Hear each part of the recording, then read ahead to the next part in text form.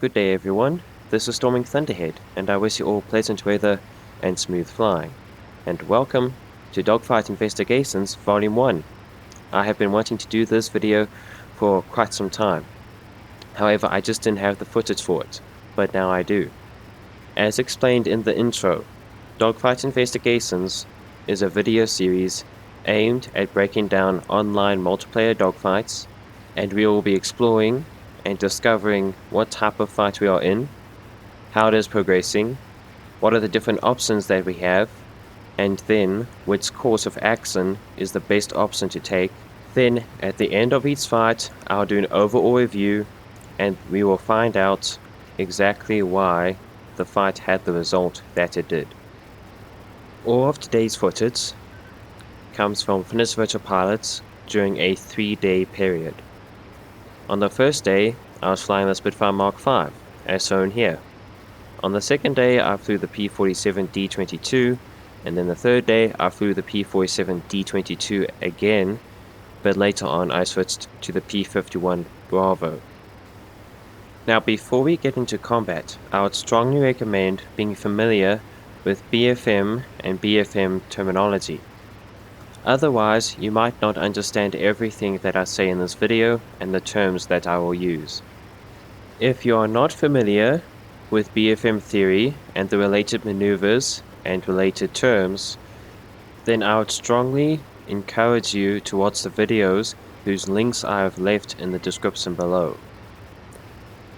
The first link will take you to Requiem's YouTube channel, and if you scroll down in his channel, you should come across his BFM series. I encourage you to watch the entire series.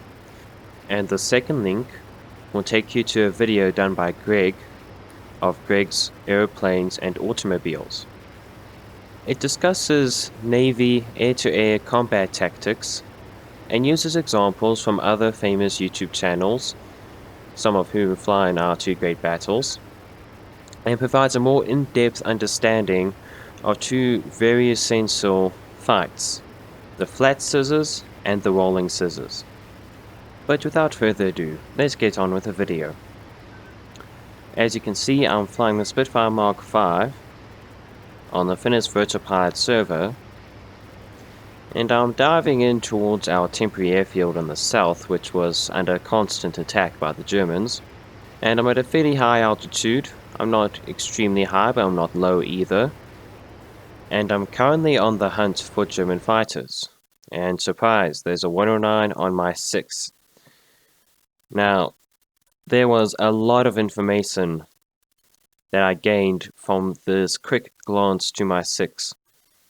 I can see that I have a 109 on my low 6, who is out of gun range at this point, but he is still fairly close.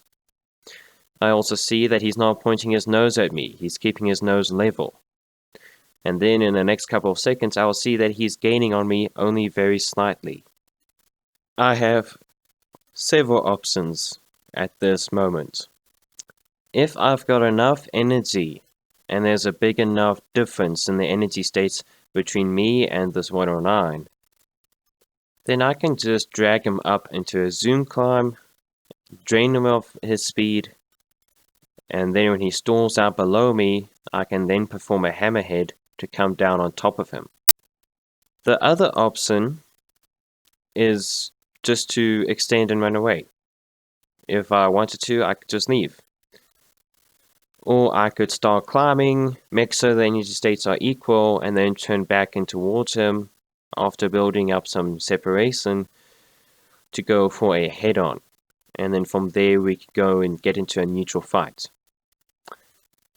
The third option, which to me is a more favorable option, is to start turning now while adding in a vertical element. So I'm going to be climbing in this turn.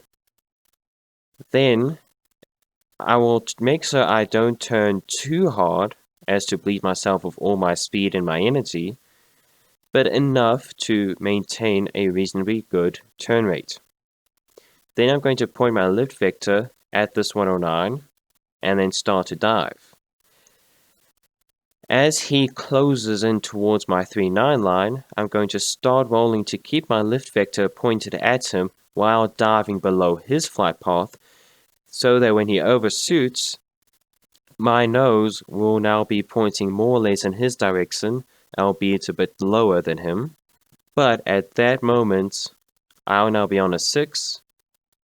I will be fast enough to keep up with him so he can't just run away. He'll have to do something.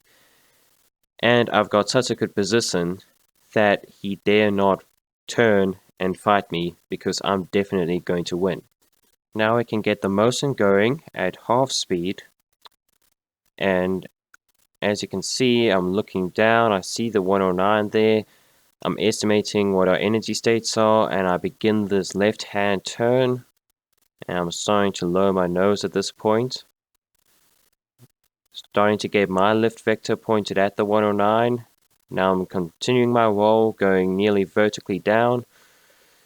Here I've got my lift vector on the 109, and he's not doing too well. I've still got plenty of energy. He's starting to run low on speed, and so he elects instead to extend and bug out. And you can see here that the 109 tries to match my turn, but he is unable to. And so he starts with his nose pointed at me, then his nose goes into lag. Now at this point, my lift vector is pointed at him, and he's pointing his lift vector at me, so we're pretty much in a neutral state. At this point, his nose is not pointed anywhere near me, and my nose is starting to come around. So his decision to extend was the correct choice. So playing it back again at full speed, you can just see how fast this entire sequence plays out.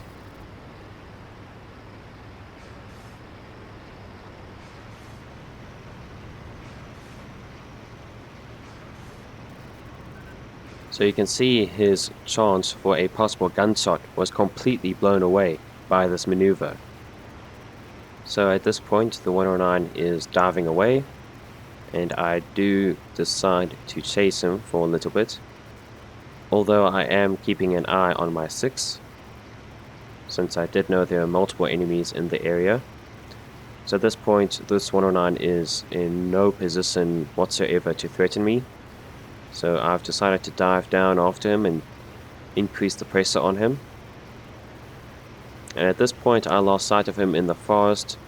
In the replay, I can see him, but at that time I lost him. I was also looking in just slightly off to the left of where the 109 was.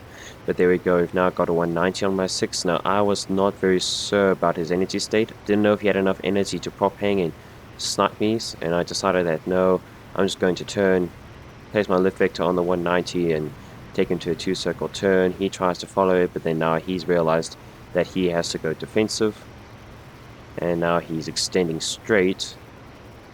However, he is running straight into my territory, so I'm quite happy to give pursuit here.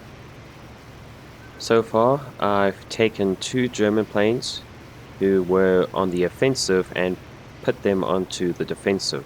However, because I've had to turn my attention to this 190, it's given the first 109 an opportunity to come back. At this point, I think I might have lost sight of the 190, but I'm just checking my 6. And I do see another plane diving in. Zooming in, looks like a 109, but he's going straight up into the vertical, so I don't even know if that is the same 109 that attacked me, because this one's got a lot of energy. So I think it's safe to say that this is a third German plane, a second 109, and that other 190 has turned around, decided to chase me for a bit. But I'm just continuing to drag these guys more and more into my territory, keeping speed up, not diving, neither am I climbing.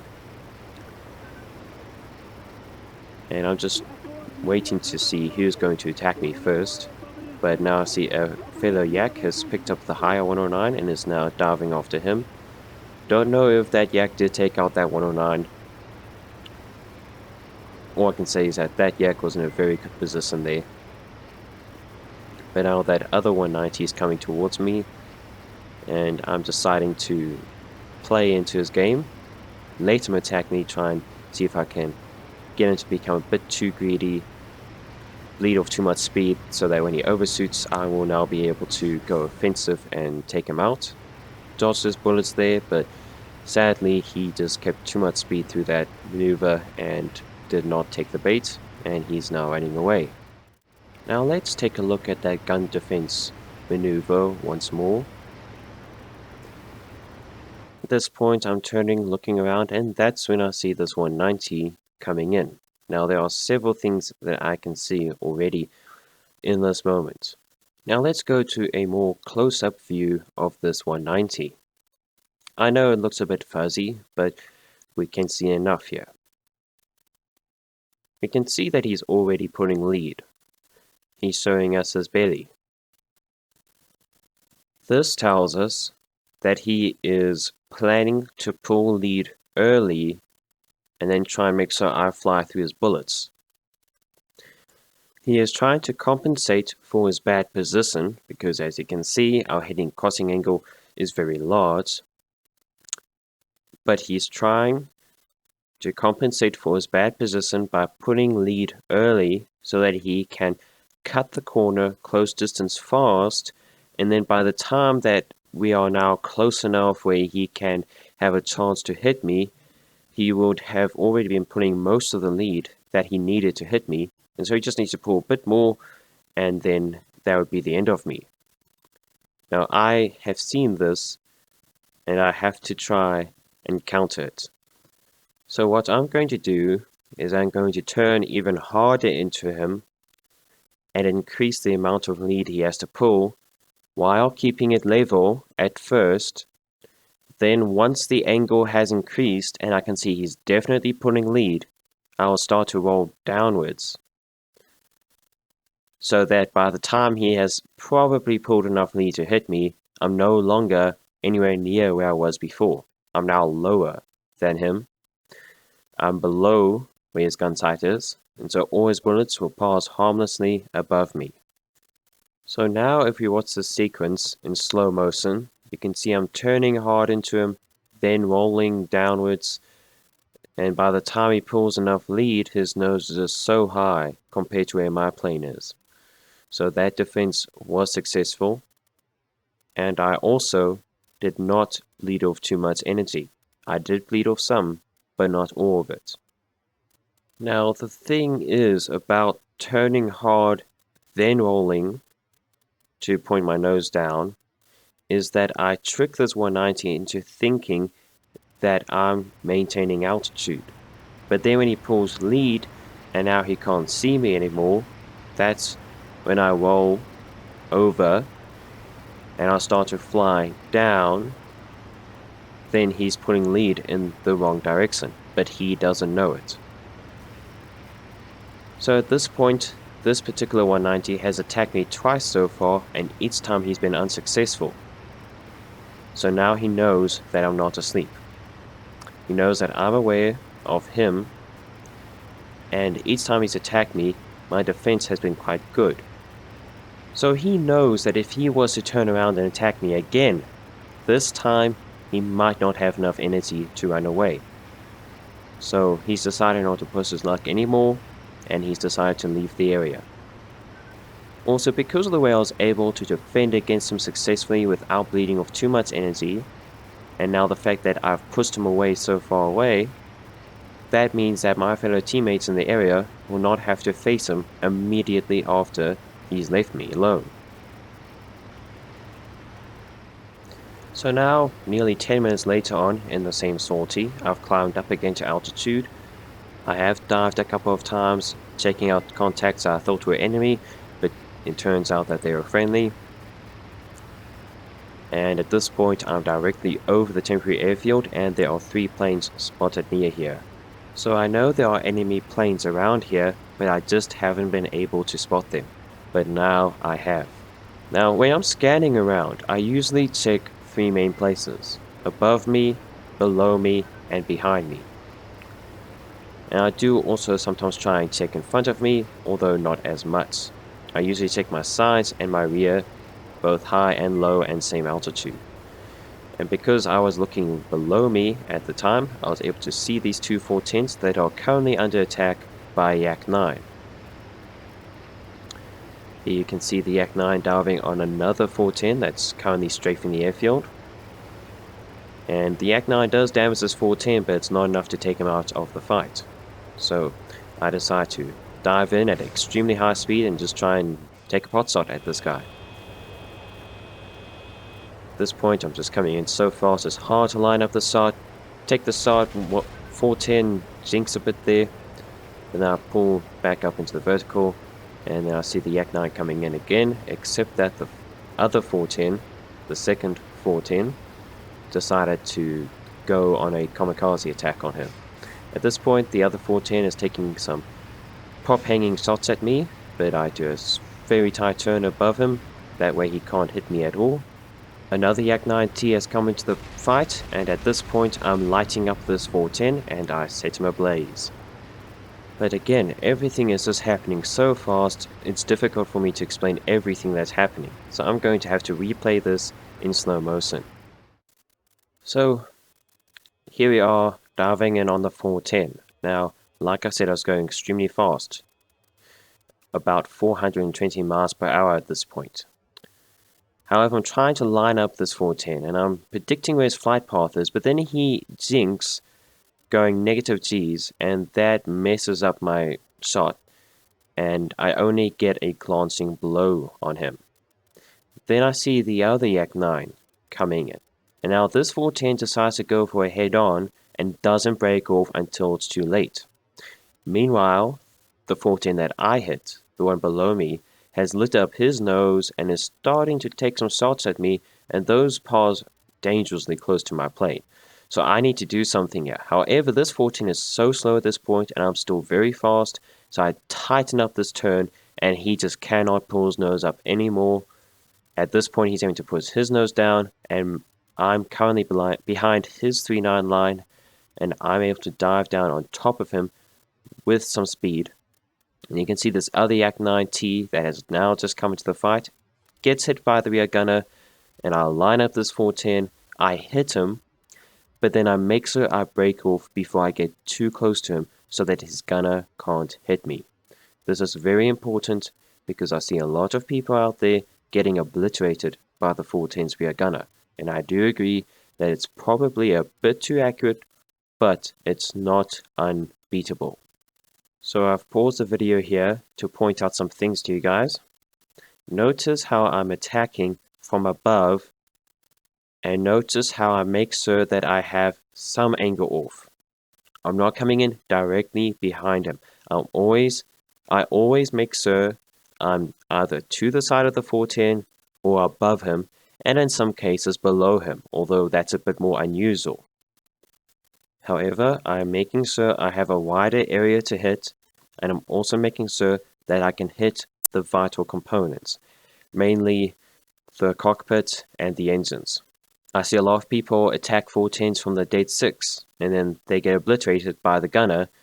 Meanwhile, they can't get in any fatal blows. So now as I take the shot, I make sure I keep my gun sight as stable as possible so I can ensure a large number of hits. Now, I make sure I break off well before I get so close that it's either break off or crash. And I'm doing this because I do not want to get too close to the 410's rear gunner. Like I said, it's very dangerous. It's very accurate. Probably too accurate, but not unbeatable. I've disciplined myself not to get too close. And a lot of people lack this discipline. And I understand it is hard. However, if you break off early enough, you won't get hit. So I'd recommend breaking off before you get within 150 meters of the 410, which is still very close, but the ME410's rear gunner, although accurate, is very forgiving in that situation. Another thing I would like to add is don't push an attack if it is not possible. If it's very clear that you're not going to get in a good burst, don't push it. It's far better to break off and set up your next attack than get killed by the rear gunner without achieving anything. After killing that 410, I'm now looking around, checking my 6, and that's when I see this 109 coming in after this Yak 9, and now he's flying straight and level.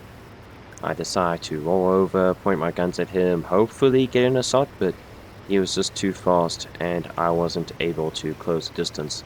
But then I do see that there is an RF5 chasing him. However, now I'm on the deck.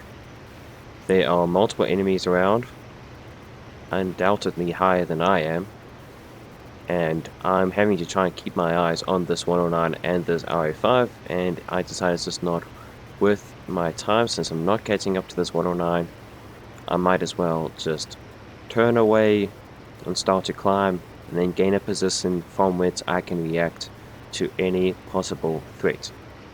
At this point, it's just not worth it chasing this 109. If I stay down here, there's a high chance I'm going to be bounced myself, and there won't be a whole lot I can do about it. I really can only just do a brake turn, and I'll have to turn so hard as to not to get hit that I would bleed myself of all the speed I have. So I might as well just break away from this chase and start to climb so I have some air beneath my wings. And it's a good thing I broke off the chase, because the LF5 that was pursuing the 109 ended up meeting another 190 and was shot down. Another good point for breaking away and climbing up was that a 109 that was diving on me at the moment, which I did not know about, did not have enough vertical separation to get guns on, and so flew through below my aeroplane. If I had been on the deck, he very likely would have been able to get guns on. But because I climbed a bit, he just didn't have enough turning room. So at this point, I have no other option but to go defensive. This 109 has climbed straight up into the vertical, allowing me to extend horizontally and build a lot of separation. Again, because I kept my speed high, and I never did get myself too slow, either by climbing steeply or turning a lot, I am now able to rapidly build up a lot of separation. Although he will still catch up to me because he does have a higher energy state, it will take him a lot longer and use a lot more of his engine, his fuel, and his patience than it would have otherwise.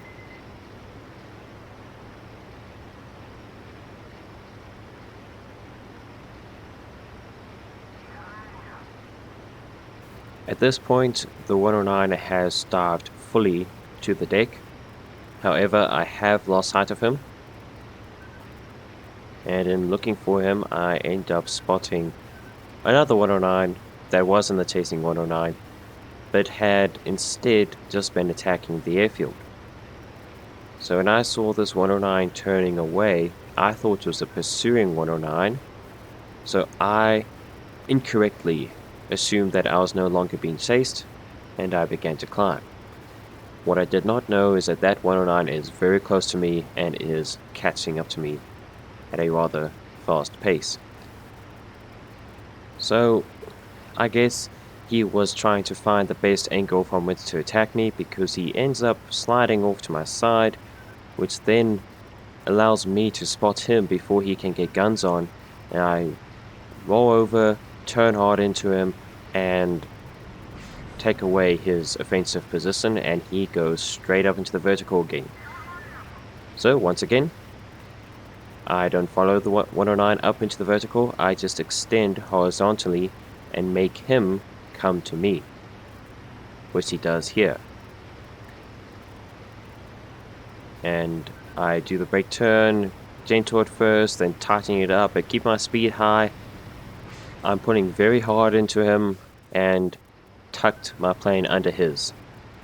And now we start the rolling scissors. So as you go through this rolling scissors, you'll notice that whoever's at the top seems to have the advantage, and whoever's on the bottom seems to be at a disadvantage. However, what ends up deciding the outcome of this fight was the 109's engine. It ends up just breaking down. And there are several reasons for that. Number one, he had been in a high military power setting for a very long time. and his engine temperatures had risen to the point where the coolant radiators were fully opened, and even then they could not cool down the engine. Let's take a look at that rolling scissors again. We start off with me in the defensive position, starting the right hand brake turn in an attempt to dodge his bullets. So I'm turning not too tight here, although I am tightening it up, but I'm also going down at the same time so that I can still maintain high speed and complicate this gunshot for him. And as you can see, he's putting a lot of lead here, but his nose is placed in the wrong direction. Now he overshoots my flight path, and the cues for reversal are here somewhat, but at the same time, he's just not really closing in as fast as would be ideal. And that's when I initiate the rolling scissors, and he is doing quite well. I could have been a bit more aggressive in this rolling scissors, but I don't want to end up pulling too hard and then bleeding myself of all my speed, which is in fact a mistake quite a lot of people make when flying a slower but more maneuverable fighter like the Spitfire Mark V against the 109, is that when they get into a rolling scissors, they end up pulling so hard trying to get their nose onto the other guy that they just don't have enough speed when they have to climb in the vertical part of the rolling scissors, so that they either end up stalling a wing or they just get stuck prop hanging there in the air while the 109 comes around and takes the shot. However, I think I went a bit too much to the other extreme and didn't pull hard enough to win this rolling scissors decisively, although I was able to keep it neutral. However, there were quite a few areas in this rolling scissors where I could have improved my flying, so we'll go over them now. So here I'm doing the brake turn, which is not a bad move. I think this was a correct decision to make, and we have to do this brake turn in order to get into a rolling scissors. However, it is at this point where I think I made a bit of a mistake. The Bandit has overshot my flight path, but he's still behind my 3-9 line, which is expected. A brake turn is not really expected to cause an enemy plane to overshoot your 3-9 line. Usually that follows a reversal. However, he has overshot my flight path, but his closure rate is not very high. And when I reversed here, I did a somewhat of a half reversal. What I mean by that is that I didn't reverse a full 180 degrees. I pretty much only reversed 110 degrees. And that was because I was trying to get into more of a rolling scissors, but looking back at it now, with hindsight, it would have been better for me to be a lot more aggressive with the roll as fast as possible to the left, go into a flat reversal and pull hard into the 109, try and force that overshoot. But at the same time, when I did this, I did not know that this was a moment when the 109 was going to commit. At the same time, I was really battling with G-forces. As you can see at this point, I was graying out, so I wasn't willing to pull too hard. The problem is, because I wasn't very aggressive, and because I didn't point my lift vector at the 109 immediately, this 109 is able to stay behind my 3-9 line for the first part of the fight. So, getting the motion going again. At this point, there's another area in which I could have improved. As I was coming down from the high part of the rolling scissors, I should have rolled a lot more. I should have kept the roll going to the left, pulled a bit more on the stick, and essentially hug the 109. What I mean by that is I'm so close to the 109 that there's just not enough turning room for him or me to get guns on the other plane. However, while doing this, I will be able to reduce my forward momentum more than he can. Remember, that's the goal of a rolling scissors, which, to be frankly honest with you, I forgot during this rolling scissors.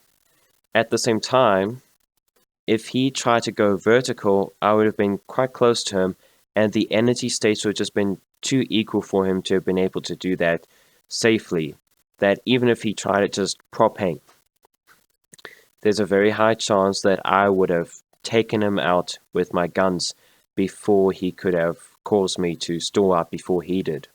So I definitely should have rolled level at this point and pulled a lot more on the stick to try and close the distance between the two of us, and just to try and get into more of a rolling fight in general. However, I failed to do that. I just kept turning vertically, and that allowed the 109 to stay behind me and gain energy on the bottom so that he could climb up after me at a later point. Which happens here. As you can see, he's been able to maneuver himself to my 6 o'clock position, and I've had to pull a lot now.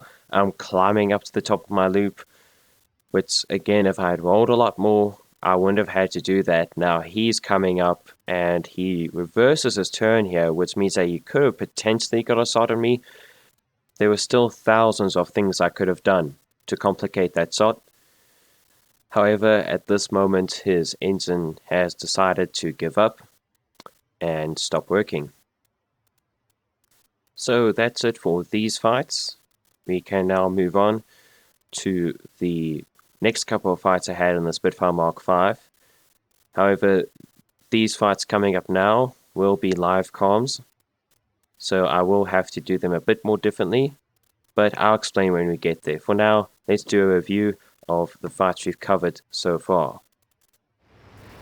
So it all begins with the 109 that appeared on my 6 o'clock position, and then I proceeded to maneuver in such a way that I did not bleed off too much energy, but I did force the overshoot and put myself on the 109 6 o'clock position. At the same time, I did not have to lose much altitude,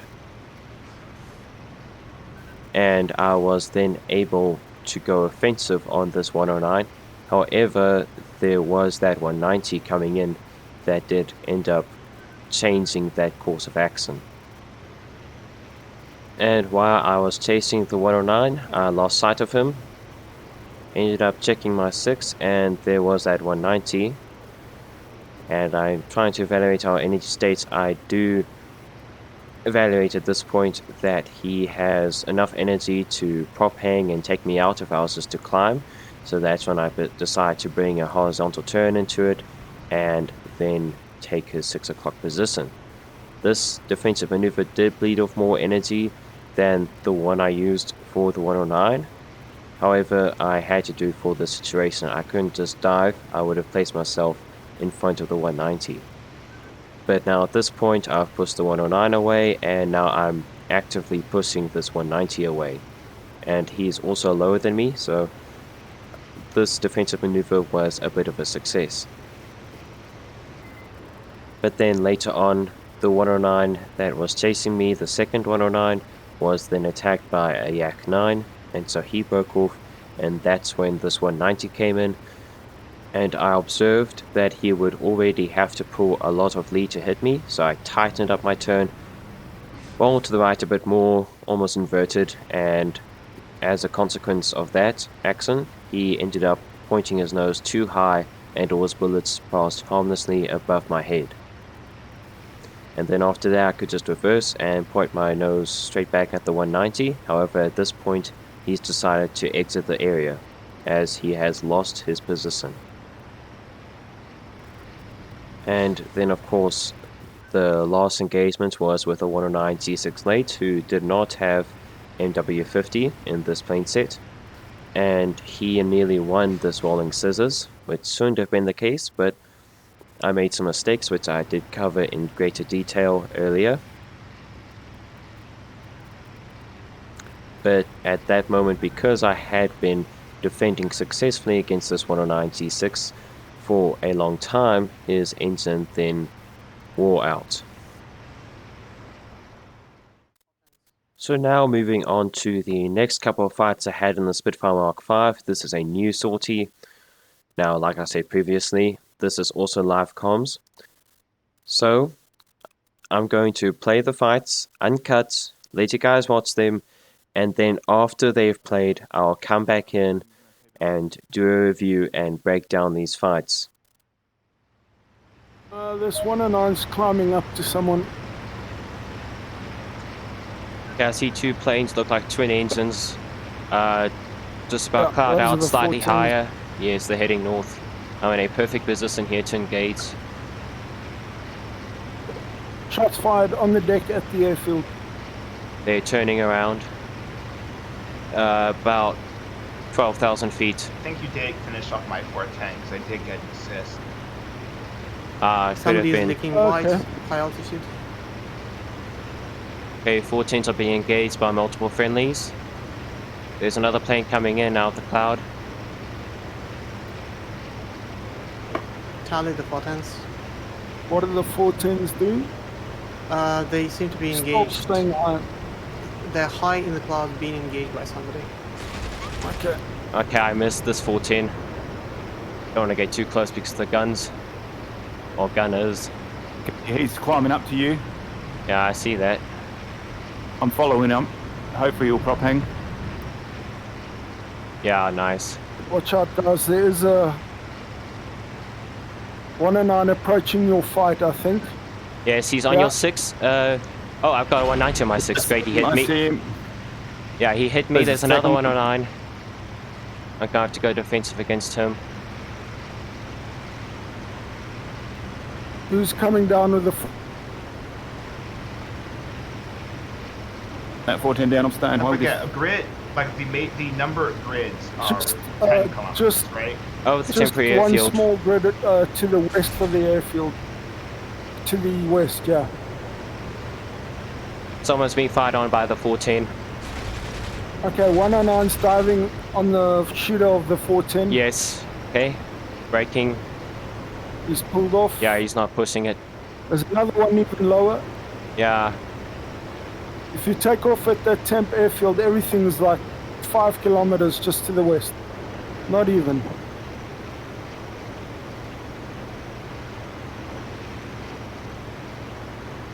Okay, I'm clear for 190 now. diving through the cloud above the 410s. I can't see what's on the other side. Yes, okay, I'm Pulling coming in in. behind a 109. There's just so much happening here. Looks like Okay, I'm following yeah, this guy out. 14 over there. Oh, fuck. Two me. planes are heading away. Oh, is that collision? I see a 109 here. Yeah. Jump, dude, jump. Alright, later. I'll be back in maybe a couple hours. Oh my god, splattered. Fuck. Good flying, man. Okay, I'm engaged by multiple enemies here just to the west of the airfield. Low on the deck. I see multiple 109s and 14s. Yeah, there's a 109 trailing me now.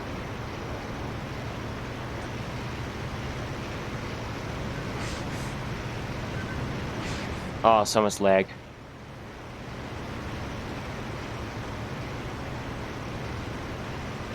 Shit, I'm in the cloud. I've got no bloody clue what's happening here. Yeah, it's all under very the low. cloud. It's on the deck. And the 109 just stalled himself, trying to pull lead to take a shot. Okay, I've won this fight against this 109, just need to take him out with guns. Which Yeah, just I see you happened. pulling up on him. Yeah, I shot him down, he's on fire. Checking 6. Are you shooting him now? No, I finished shooting at him. He's on fire, he's just turning away.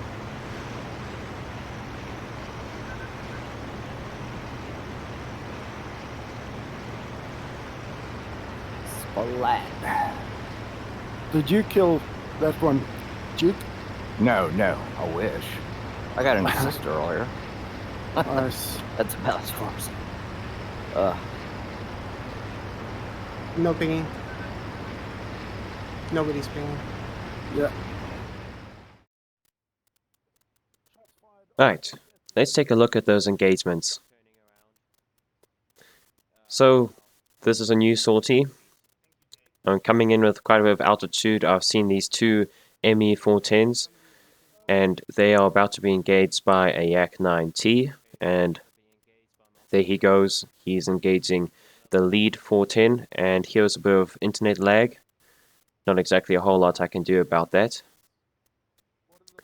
But then I decide to engage this 410. Looks like a good attack, except that the 410 ends up rolling, then jinking, and I take my shot but missed him. And notice how I did not push it, I did not keep trying to hit him.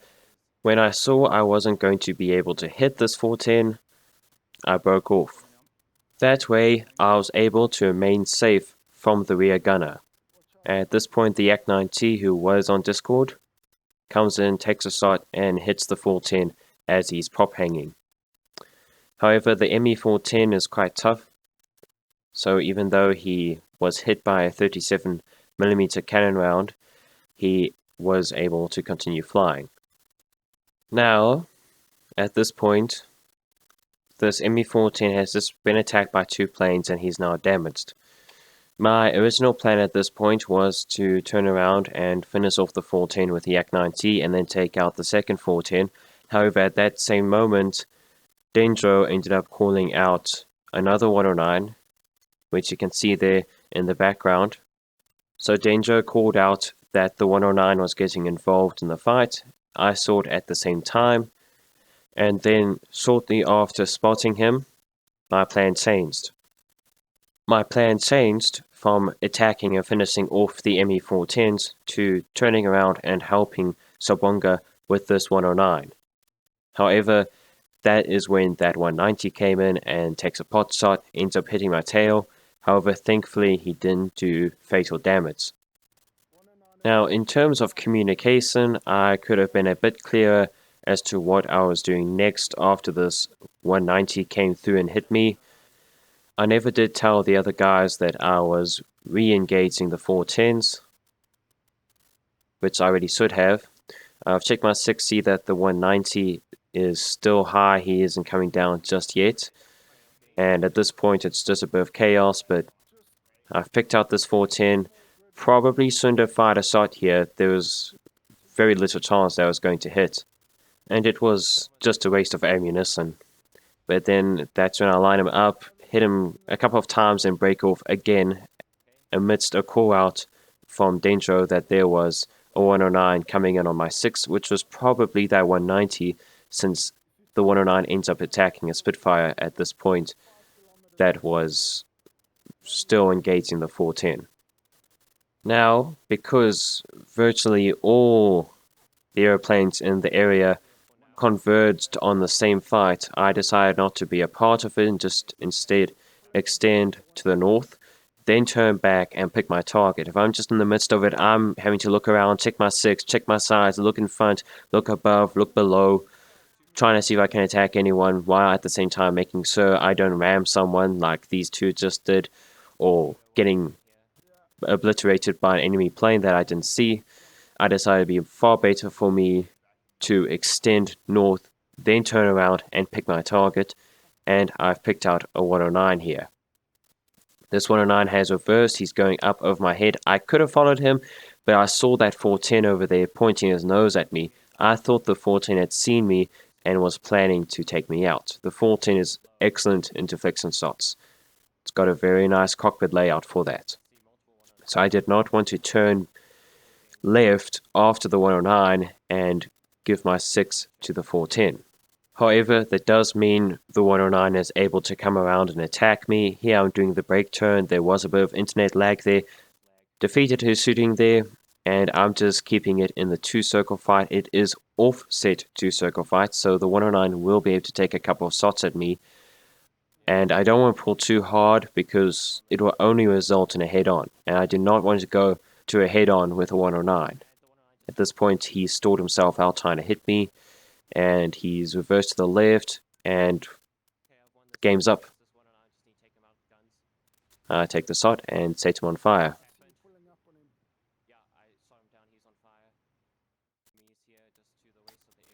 Now, to the casual viewer, it would look like as though I just got into a turn fight with a 109. I was lucky that I didn't get hit, and then because the Spitfire is such a good turn fighter, I was able to come around and take him out with my guns. However, that is not the case here. It is very important to note from which position I started this fight. I started this fight from a very disadvantageous position, with a 109 on my 6, with him not going so fast that he will overshoot me any moment, nor is he too slow to make any maneuvers.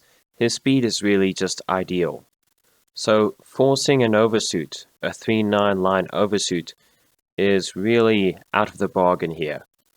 Now, at this point, the 109 has closed the distance to where he's almost within guns range, and he is already starting to pull lead to take some shots at me, and I've performed the brake turn to try and defeat that shot.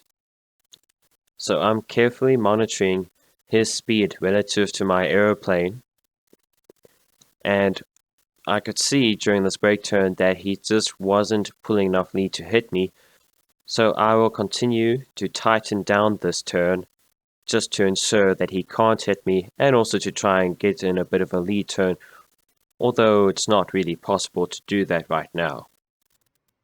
So there we go, 109 is unable to pull enough lead to hit me, ends up stalling himself somewhat here, although he was able to recover it and continue the turn.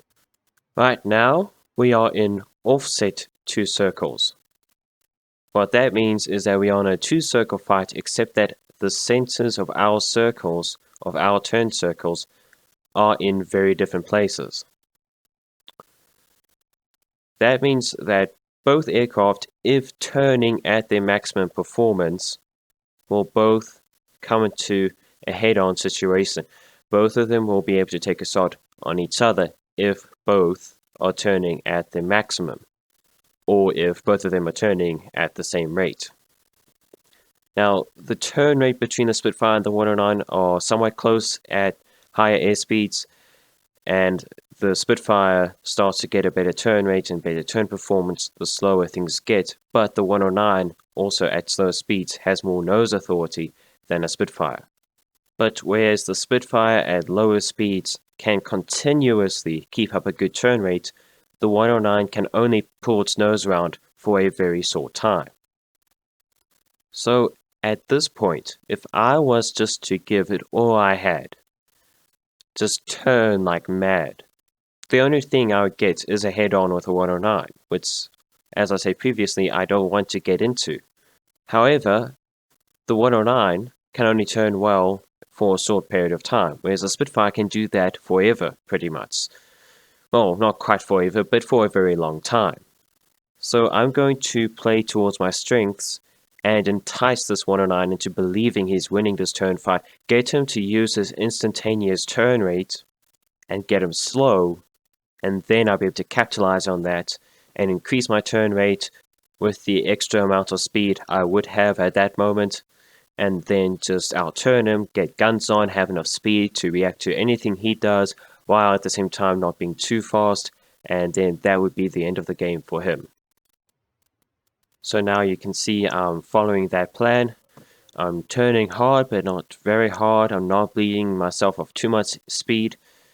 And a very important point to be made here is that I see that at this point I've pretty much maximized the angle off. So I'm not going to continue turning, I'm going to stop turning and go for a 0G bunt and then start tightening it up while at the same time rolling to the left and climbing up as the 109 is pulling lead and is blind, and he's probably not even pulling enough lead to begin with. But if he did at some point, then his bullets just passed harmlessly below me. Another advantage of doing that 0G bunt is that it kept the distance between the two of us quite high, so that he never got very close where deflection shooting is a lot easier. If you take a deflection shot and you are a lot closer to your opponent, to your target, then it's just a lot easier to ensure some hits.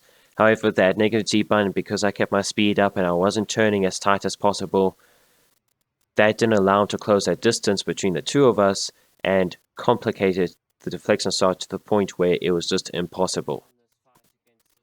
As you can see, this deflection sight was very easy for me.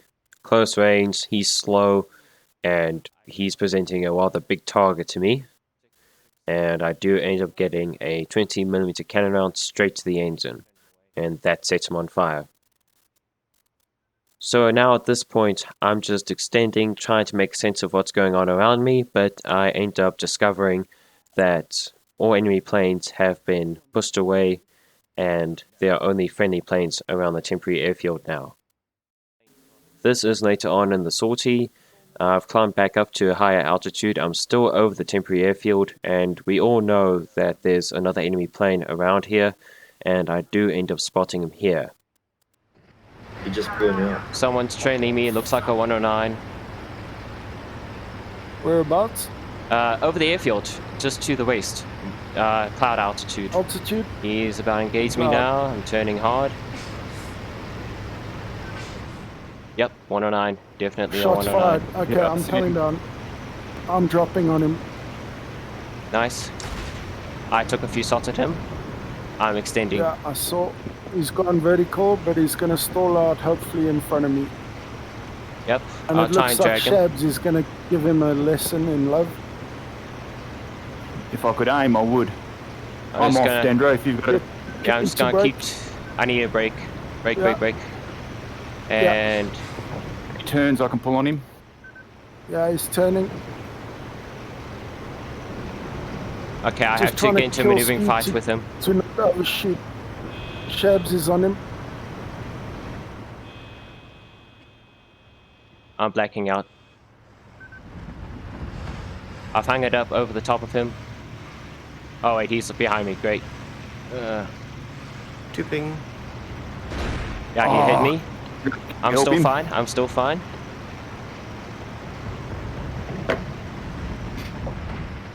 You got hits. Yeah, he hit me again. Nice, nice, nice.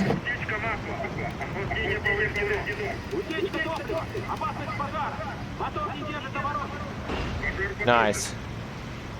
That's something nice to spawn into. Man, this guy's just trying to go for me only.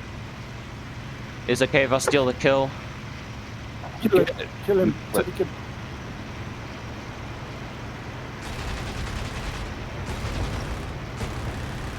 One thing. Oh, dumbass. Yeah. No, I that suppose we was can't called land you, huh? stubbornness. That Jeez, guy yeah. was being a donkey. Yeah, he stubborn really as a tried his donkey or a best to mule. take you. Yeah, he's being a mule. Engine is damaged, so I just need to land, but other than that, I'm fine. I love this new damage model now when it comes to flying the spit. It's no longer the glass plane it used to Is be. it safe to land you? No, there's a One jet. pin. And the tank's shooting in. I just took off. Sorry. I have to I'm gonna land try and anyway. land. There's no way I can stay airborne in this condition. Yeah. Sorry, Shabs. I just thought either of them must Tubing. get on him and kill him. Oh, no, I was fluffing around. That's why I'm glad you jumped in. I couldn't get a fucking angle on him. Yeah, he Yeah, was sorry, I had to really take a him hot to the on maneuvering focus fight. on it. See where the tank is? He's just directly beyond the spawn point at this temp. Yeah. He just shot me with his machine gun. Check 6, check 6. Somebody binned over. Somebody just bounced. Yeah. 410 on the scene. Another 14.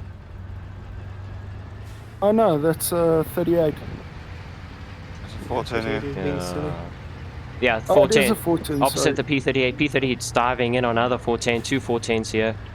410 is looping over with another 410 coming in. Two of them together. Yes. Okay, the one that's I think- pulling up, I'm on him. Jeez, he just took a Hurricane's wing off. Yes, I Hey, saw Dad, that. was me. I mean, they have dual 30 mils, so. I got hits on him. The high guy, he won't go in though. They don't do that. No, they don't. So that fight was not very successful. I was able to stay alive, but I wasn't able to get myself out of that sticky situation. There were several reasons for it. Number one, I was not in a good position at the start of the defensive maneuvering fight. My original plan had just been to extend and drag this 109 until he was taken care of, but sadly there are no friendlies in the area to help me immediately with that.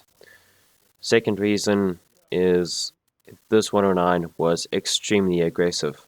I don't think I've ever met another 109 pilot that is this aggressive.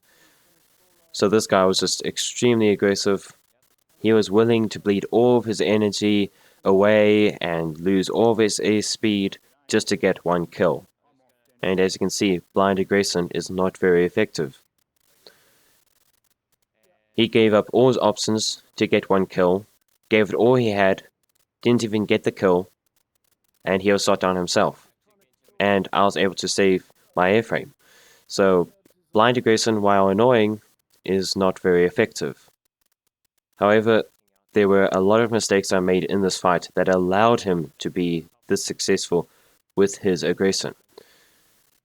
And I'm going to go through them now, and you will see at the end that if I had flown and fought this guy correctly, his aggressiveness wouldn't have even given him these shots.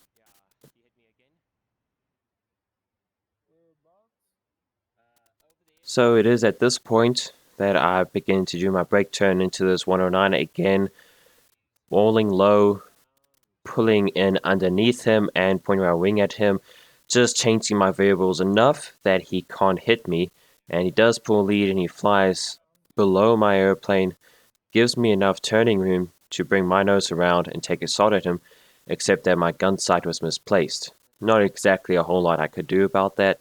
Very common mistake, and it's a very hard mistake to correct. However, after that, I decide to extend, and I see that he's going vertical. No point in me trying to follow him up in the climb. I'm just going to stall out below him, and then he will have an easy kill. So I'm going to extend, and at the same time I was trying to give my friendlies some time to deal with him, but they just couldn't close the distance, and the one guy who was within gun range, just nothing was going for him, and he couldn't get the desired gun solution. So now the 109 is attacking me again, and again I'm doing the brake turn, and again I am bringing my plane low, trying to cut in underneath him. However, I see that as he pulls lead and then can't hit me, but then goes into lag and falls behind my tail, I see that he's just not closing in quite as fast as I would like him to. In fact, he ends up becoming stuck behind my tail, and there's not exactly a whole lot I can do to throw him off unless I become very aggressive. So there we go, you can see he's on my 6, but he's bled off enough speed at this point to prevent an overshoot. Now, one thing I could do at this point is just keep this left-hand turn going, bring him into the 2-circle fight and outrate him, as long as my pilot doesn't black out, which is really a concern for me here because I've already pulled some high G intensive maneuvers. The other choice I have is to go extremely aggressive and just pull hard into him, cut my throttle as soon as I get slow enough, drop my flaps, and just try and force an overshoot. However, I decided to go for a compromise here, and that was not a good choice. As you can see, I start this left-hand turn, looks like it's working, but then I reverse my turn, maybe not the best time to reverse it.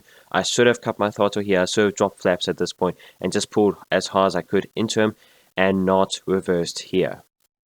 So I've paused the video at this point to show some very important things here. Like I said just now, I should have been a bit more aggressive in this scissors. I should have cut my throttle, I should have dropped my flaps, and I shouldn't have reversed here. I also said that I probably could have pulled a bit harder into him. Now, reversing here was a really bad choice, and I wish I hadn't reversed, because that's exactly what allowed this 109 to hit me. And not only that, I did again another half reversal. I didn't reverse fully into him, I just went vertical into a bit of a loop, and that was not very good. Another thing you can see here is that his nose is pointing behind my airplane. Now that was because he pushed his nose over so hard trying to take a shot, and it doesn't mean he'll stay that way for long, but it does mean that for now his movement is actually going behind my airplane. So I need to keep turning into him towards his tail, and maybe gone into the vertical here a little bit just to slow myself down a bit more and prevent myself from blacking out, but also just to maintain my energy without having to bleed all of it just to get slow, and then I don't have any altitude to regain any of that speed. Now, if I decided to go that route, I would have lifted up my flaps if I dropped them already at this point, although since I haven't dropped my flaps, I would have just kept them up. Now, when I was reversing here, I should have done a full 180 degrees. Still wouldn't have been the best decision, but I would have had a higher chance of living if I had done a full reversal, not a half reversal, if I had kept it flat, if I had been a bit more aggressive, and if I had cut my throttle and dropped my flaps. It might have worked, and I might have been able to force an overshoot before any major damage was done.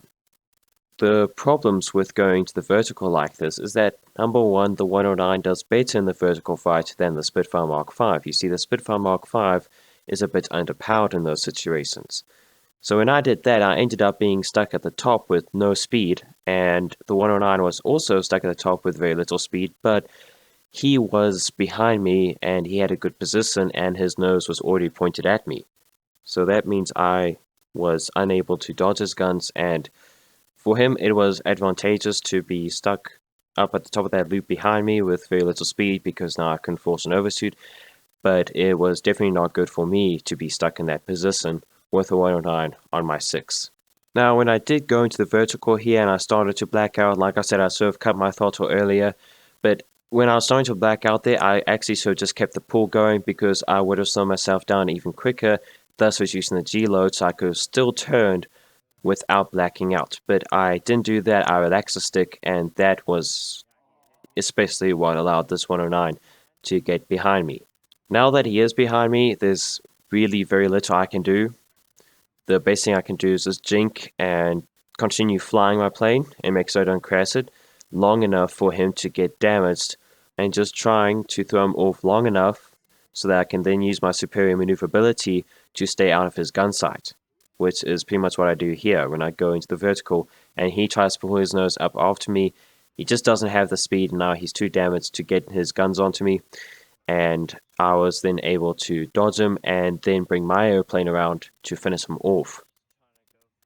So essentially what I was doing here is I was throwing him out of position, causing him to give up more and more speed, bleed off more speed, trying to go for those high angle snapshots, and then once I've thrown him out of position and I've now got enough energy to pull away from him, that's exactly what I do. I'll then be able to pull away from him and he just wouldn't be able to get his gun sight back on me. This tactic doesn't always work, but it does work sometimes, and it somewhat worked here, although we do have to consider the fact that Denjo did end up hitting him quite well. So, time for a review of these fights. We saw that when attacking a 410, it is best to break off early in order to avoid being hit by the rear gunner, even if that means you won't be able to get some hits in. In this fight, we saw that when in an offset 2-circle fight, and when you're in a plane that has a better turn rate than your opponents, it is best to be patient and to keep your speed up and cause the enemy to take one high angle deflection shot after another. And we also saw that it is very important to change direction of flight while defending against an enemy's guns. And that's what caused this 109 to stall out trying to hit me. I wasn't where he expected me to be, and then he ended up stalling himself out. Then I was able to use my extra energy, my excess energy and airspeed to turn around, come back in and take him out.